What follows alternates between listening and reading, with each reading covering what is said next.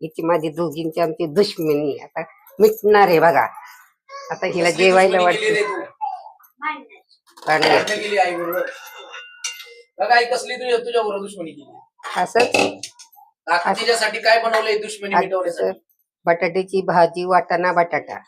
वाटाणा बटाटा हम्म मस्त अशी भाजी बनवलेली आहे बघा. मस्त. आता याच्यानंतर काय येणार त्याच्यामध्ये? त्याच्यात चपाती देणार सर.